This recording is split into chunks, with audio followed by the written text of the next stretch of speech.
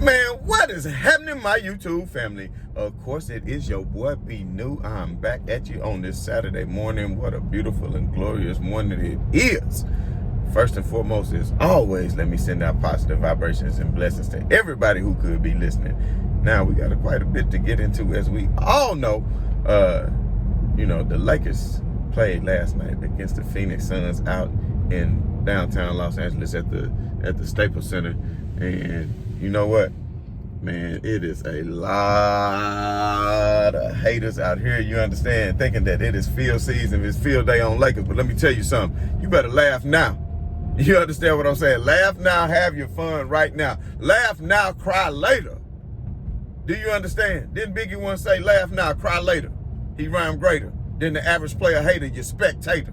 You understand? So keep on laughing, because LA gonna be laughing all the way to the bank, because there was some bright spots in the game. And for those of you who think that, oh my God, all the overreaction by the media, oh, Dwight Howard and Anthony Davis, oh, we got to trade Dwight Howard, all this, man, calm down, baby. This is the best. This is the best. That's what I like to see. That's what I like to see. That reminded me of when I get into the rest of my countdown. Maybe tomorrow I'm going to come at y'all with the rest of that countdown and we can talk about that. But that reminded me of that 1981. Larry Bird and Dr. J.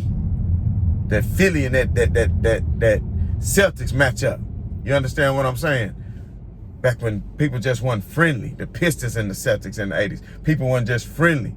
And there was a whole lot of chirping through that game. I think Melo and JaVale McGee was going to squad. If I'm not mistaken, AD had it out with Aiden. You understand what I'm talking about?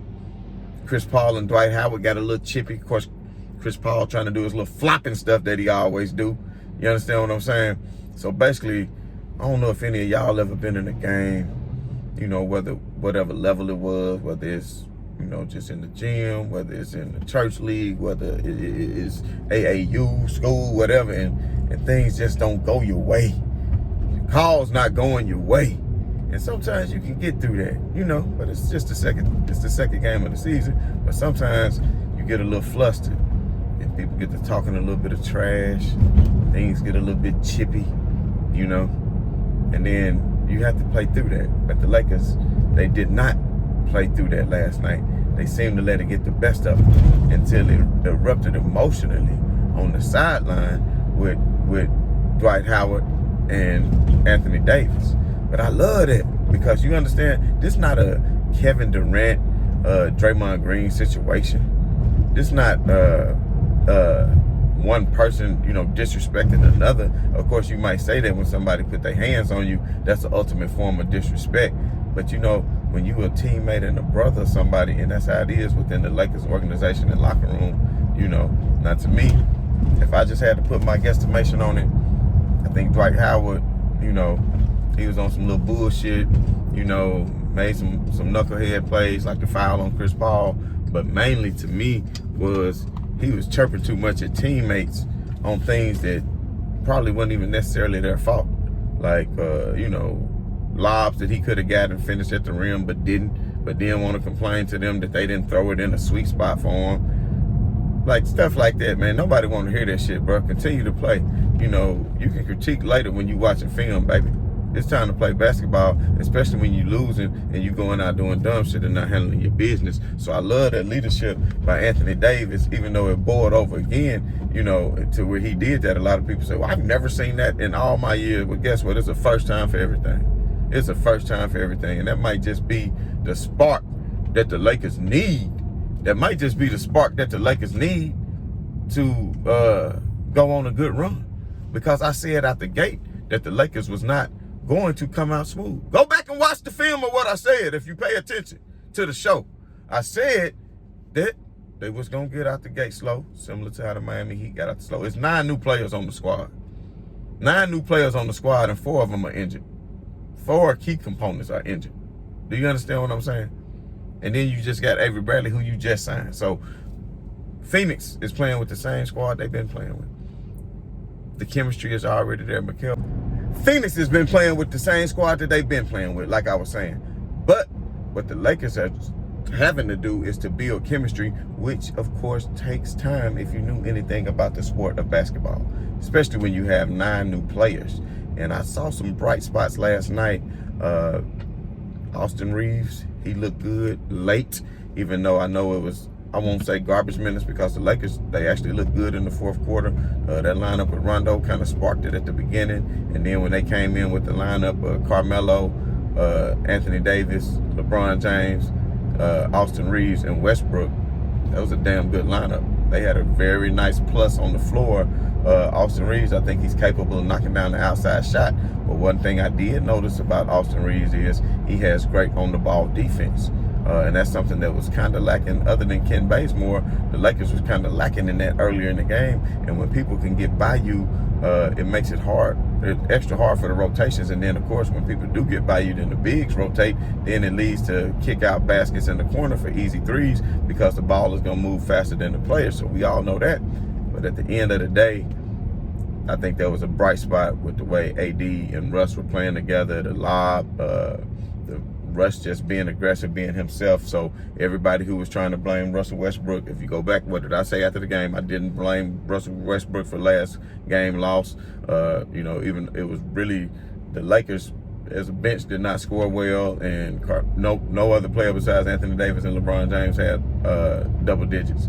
And then, of course, all the missed free throws. So you can't just blame all that on Russ. He had opening game jitters, and he just getting himself together and getting acclimated to playing with all these new players. But at the end of the day, I'm not concerned. I'm still not concerned. I'm still not concerned. Like, I'll be concerned when the Lakers is 10-20. Then I'll be concerned. Because whatever hole they get themselves into, that's a hole that they can get themselves out of. What you better do is be scared the way LeBron James is shooting that ball from the damn three-point line. Is what you better do. Because he's just awake and shaking on that three-point line. Hitting from all range, deep, any kind. And it's crispy. It's not in and out. I mean, it's just barely even touching the net when it's going in. So what you better do is be prepared for that, because LeBron James adding that to his repertoire is only going to add years to his career for him to reign terror once the Lakers get themselves together, which they will. Westbrook, they will figure it out. They will figure it out. But back to what I was saying about Austin Reeves, though, Frank Vogel probably won't play him much again. He put him in there because the lead was huge. He just be so stuck in his ways. Even when they asked him in the preseason, even with all the injuries, did he earn himself some playing time? He kind of avoided the question. He said, well, he gained my trust, but he never said that he was going to give him playing time, even though he did. But even when LeBron James and Russell Westbrook was out in Vegas out in the summer, and they came in and Austin Reeves was down there hooping, not even realizing that Westbrook and LeBron had came in, he heard the cheers. He wasn't sure what it was for, but he knew that LeBron James saw him playing good defense and complimented him on that. And, with that being said, we know that he's fully capable of being a good defender. And I won't say as good as Alex Caruso on the ball defense or KCP, but it is a bright spot, because I feel like with the Lakers, you have to be able to play defense in this organization and to be successful and to win the championship, because we all know defense wins championships at the end of the day. Now, if great offense beat great defense, we all know that. But if you look at any of the championship teams over the course of the past 30 years, all of them ranked at least in the top 5 in defensive category. Even those Golden State Warriors team that was reigning terror with all those points and raining down all those points, they played top-notch defense. Those Miami Heat teams played top-notch defense. We all know San Antonio. We all know the Lakers. But at the end of the day, the point is, we have to have somebody who is going to tighten it up on the defensive end of the floor. I like the way Russell Westbrook got into some lanes, got some steals last night. I feel like the defense is still there. Of course, you got AD, who's going to play phenomenal defense. LeBron James is going to pick and choose, whenever he plays defense. But, at his age, I can understand that, and I know a lot of people was on to him by not running back down to the other end of the floor and staying down at that end of the basket. But we all know that Cam was still on the ground. He was still on the ground, so it was basically 4-on-4, and he didn't want to sprint all the way back down and waste that energy, especially with such a lead. So you got to understand things like that. And I know it's all about motivation and, oh, he's not all this stuff, man. You can shove that up your ass, because we all know LeBron James is a great leader, and none of his teammates is going to look at him any differently because he didn't run back down the court on a play. It wasn't a game-changing play. But as far as all the altercations, it's just like I said, when the referees come out, and I'm not blaming this game on the refs, so don't get it twisted, but when you start to have a lot of calls go against you, and they were some very egregious calls in my opinion, when you talking about the charge calls that one team was getting and charge calls that the other team wasn't getting. When you get LeBron James, Anthony Davis, Dwight Howard, I mean, everybody got into early foul trouble very early into the first quarter. And I mean, it was just a horribly officiated game. It was hard to watch. Even in the third and fourth quarter, they was in a penalty within 9 minutes to go in the game. Who want to sit up here and watch a free throw contest? You know, let the players play. You know, and especially if you call it on one end, please call it down on the other end. So I think it just was more so frustration boiling over. And I know Lisa Burke or whoever was calling the game was saying, you know, why are the Lakers still in? You know, when the game is out of reach, even though they did manage to cut it to 10, I think it was more so because they're still trying to gain chemistry. They're still trying to have lineups. They're still trying to figure some things out, you know. And I think that was good to see them continue to play and actually cut it close, because Phoenix still had their starters out there. So it's not like Phoenix had given up. They might have held the ball a little bit longer and took a little bit longer to get into their sets to try to run down some clock. But at the end of the day, they were still trying to score. You understand? And they were able to hold on to the lead, but they let a 30-point lead dwindle down to a 10-point lead. And that's why I'm not worried about the Lakers. Man, I tell you what, there's some crazy people out here that if you driving and they just get on their bike and just walk out in front of you and just try to cross the street. That's crazy. But anyway, my point of the whole thing is, everybody think that the Lakers are through. Everybody's so happy. Oh, the Lakers out. Man, listen. Stop hating on them. It's over with. It's over with. The Lakers will win the championship this year.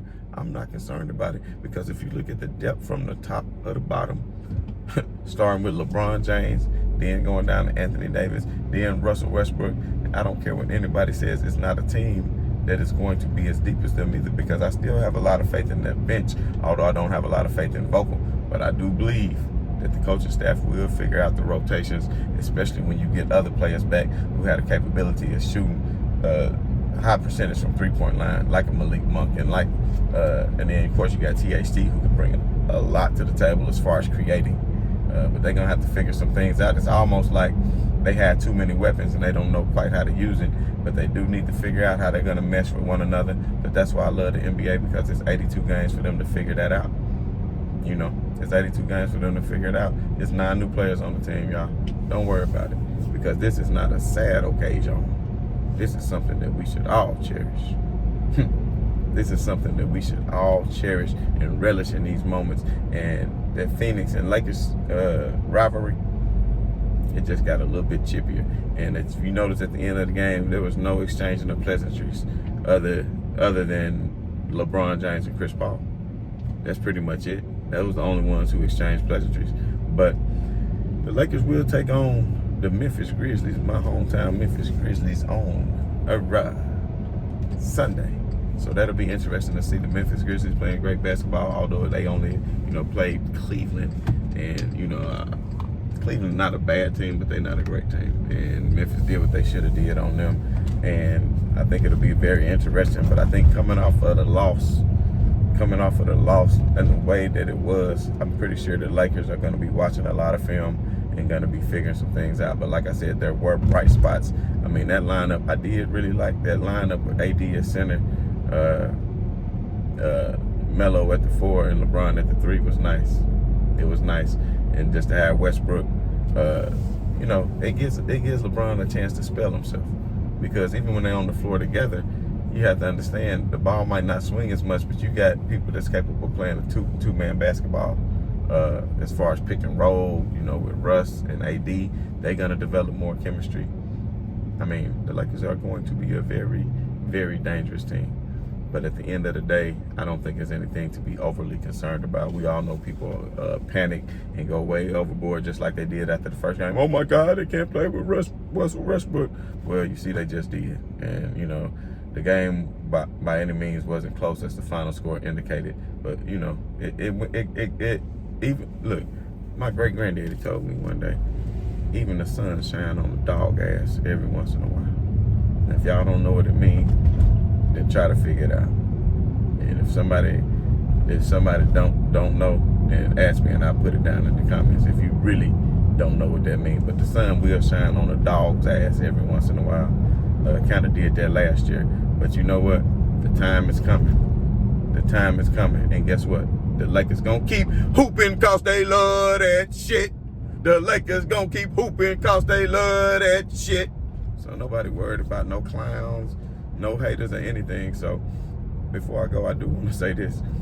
The Brooklyn Nets last night, hey, and it's funny that I'm smiling about this, but I'm just going to keep it real, y'all. I'm going to keep it 100 because that's how I do. They won me quite a bit of bread because I didn't, you know, I was watching the game kind of casually, watching the in and out, and then when it got to the fourth quarter and they was down by maybe 12 or 13, like 6 or 7 minutes, they was giving Brooklyn +8, +9 on the live feed on the score. So, you know, I took a good little change on Brooklyn +9. Then I took another one on them, you know, as they cut it in, I took another one on them +6.5. Then I started to think, oh my God, Philly about to crumble. And right before, but Philly went on another run, I think, and pushed the lead back up to 12 or 13. But in my heart of hearts, I knew. That Brooklyn was probably going to come back and win or either make it a lot closer. So I took one bet that was paying like 50-1 or whatever it was. It was some crazy odds that Brooklyn would win in the straight up because it wasn't looking that way. So I said, you know what? I'll put a young 50 on there.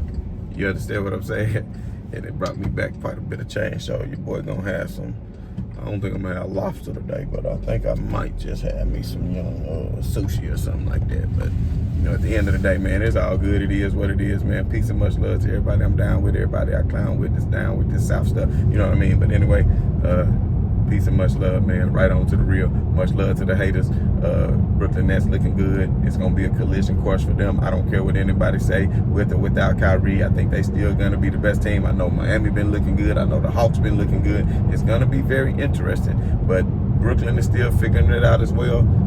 I'm telling you, it's going to be very interesting. But we got a lot of things to discuss as the season continues to progress. I look forward to it, man. So y'all join me every day. If you haven't already, go ahead and hit that bell. Like and subscribe. Share this shit. Oh, and we're going to talk about, it's funny they came out with the 75th anniversary of the teams because I had just did my top 35 list and I'm not quite finished. I'm down at the bottom. I think I'm on number 5 or 6, but it's going to be real good. So I'm going to try to pick up on that maybe tomorrow or Monday. We're going to see how it go. But, man, peace and much love, y'all. Right on to the real.